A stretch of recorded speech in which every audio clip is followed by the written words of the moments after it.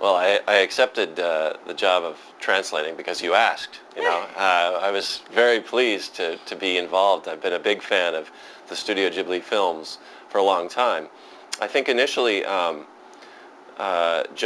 Lasseter had been asked and was too busy, and so he turned to me and said, would you be able to do it? And I said, oh, yeah, I guess. I'm a little nervous because the films are so wonderful.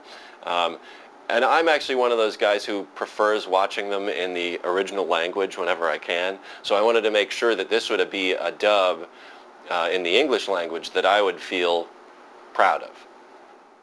Where the translation, you know, the Japanese was this long and the English was like that, you know, and so somehow we had to, you know, squeeze it into the right number of mouth shapes. It was very difficult.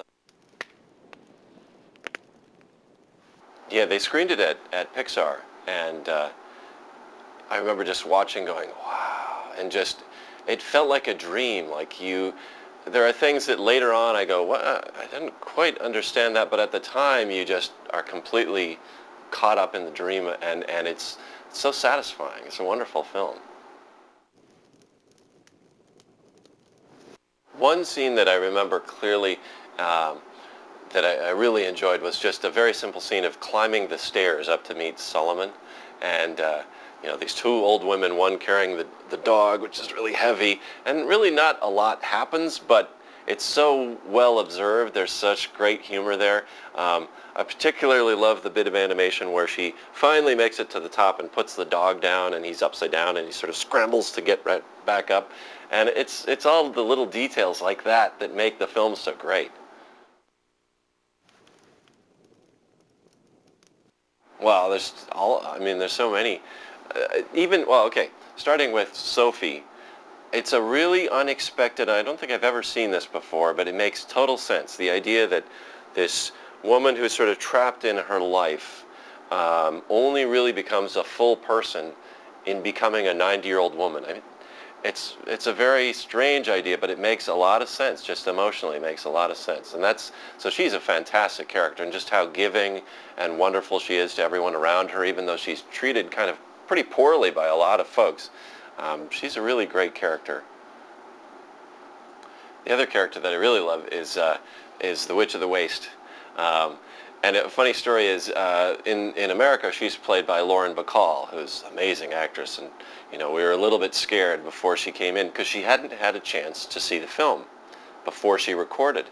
And so we were thinking, oh, I don't know if she's going to appreciate being the voice of this blobby, fat, kind of disgusting character. And so we were sort of trying to explain to her a little before we went in that her character is maybe a little despicable, you know. And she said, darling, I was born to play despicable. So it was a great Lauren Bacall moment. She loved the film. She laughed through the whole thing, especially at the big sort of gross parts that we were most scared of. So it was great.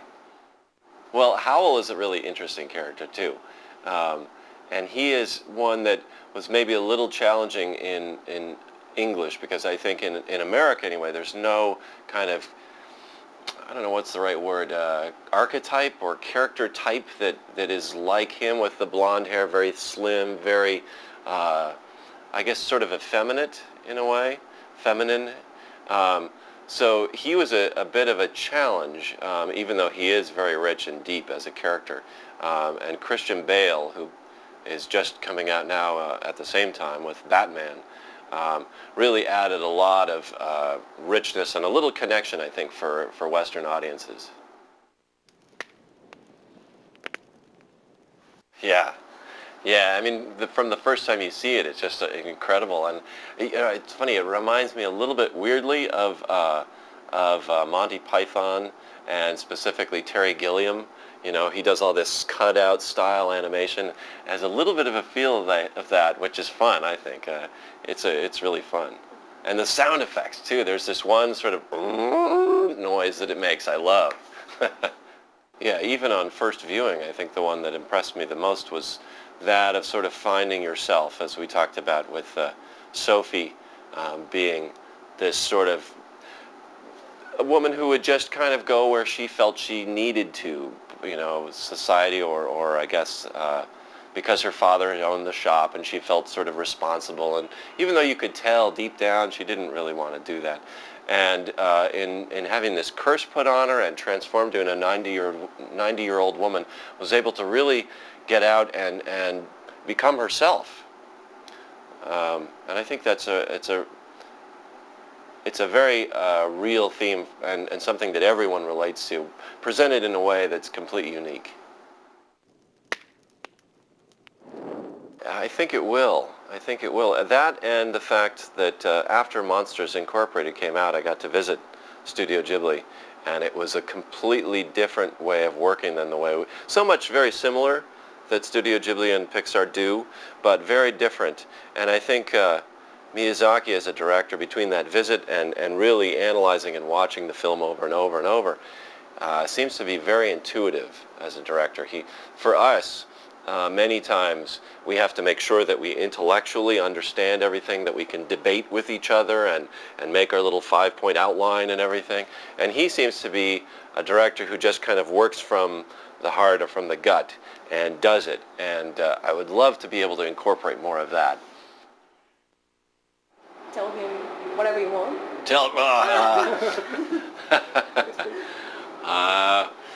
Hi. I hope that we did a good job. I'm a big fan of your work. Thank you very much.